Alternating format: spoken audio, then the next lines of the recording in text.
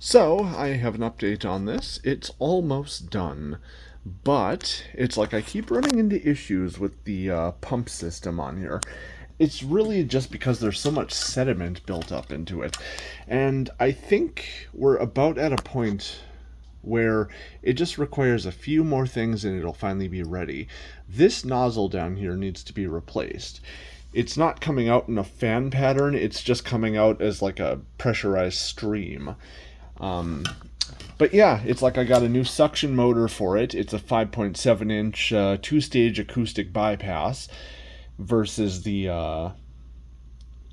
motor that was in here before. It was like a 4.8-inch something.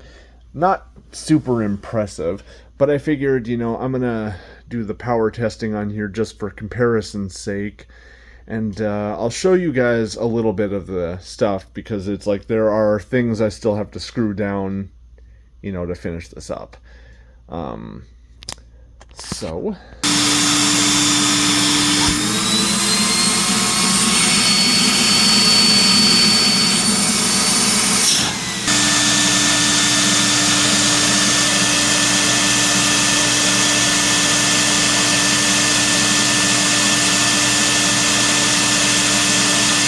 So I'm re-recording this section because I think I was rambling on a little bit too long.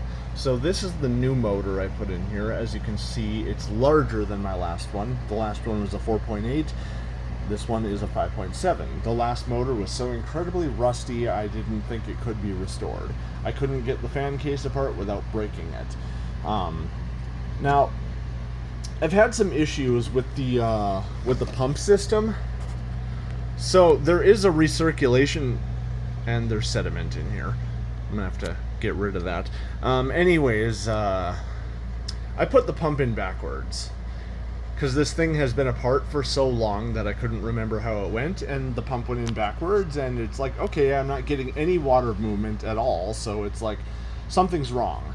So yeah, I went and looked at the schematic. I had it in backwards, so I put it in the right way, and I noticed that the water was coming through this recirculation port quite a bit, which, is normal for higher pressure machines, at least, when you're not spraying out of the tools. So it's like, okay, that's fine.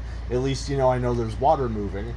Well, I was getting next to no pressure at the tool, and it's like, okay, something is wrong here. So the problem turned out to be there's a relief valve, and I'll open this up. So there's a relief valve on the heater models. There is not one on the non-heated models. I'm guessing it's due to thermal expansion.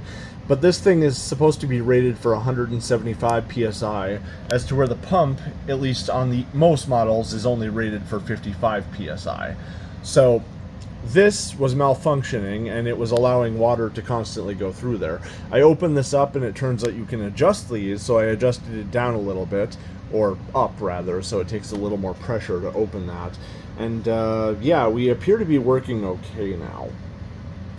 But in addition to that, I was also running into some issues. It's like due to all the sediment that's been stuck like in the water lines and in the heater probably. I had to pull the valve apart here because this actually got stuck open, and I've had to take this off like twice. This V-jet, as it's called. Now, I'm actually ordering a new V-jet because it's not coming out in a fan pattern. It's coming out in like a single forceful stream, and that shouldn't be the case. It's like I've cleaned it, and it's just not working. But the biggest thing was this motor plate, for the suction motor. It's like I did have to replace that, wanting to use a larger motor in here. And I found it on a website, but they had a $35 minimum order, and it's like I don't really need anything else, though. So I didn't want to buy it there, so I reached out to Sandia, and they directed me to their network of dealers, because, I was told they didn't really sell directly to people. Now, it makes it a little bit more difficult to find because the regular plate for that 4.8-inch motor is a 10-1024, and this is a 10-1024S.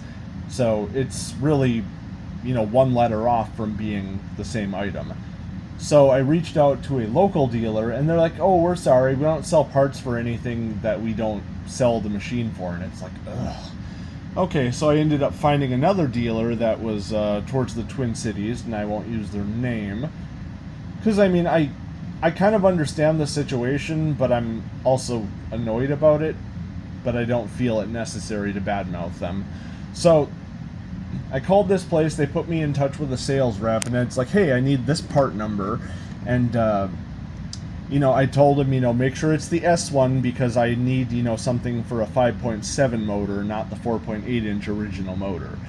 And, not having a lot of experience with these machines, he said, he'd look into it, he'd have to do a little bit more research and get back to me on it. He called me back, and he was still somewhat confused on it, and he mentioned something about a dual motor setup and whatever, and it's like, no, this is a spotter. They don't have dual motor spotters, at least not dual suction motor.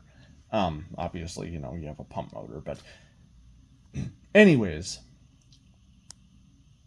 so he said he'd look into it, and then weeks go by, so I called him, and he's still confused about it, which, Sandia doesn't provide good photos of these parts, or even any photos of them, so I get that it makes it hard for him when he's not, super familiar with these different machines.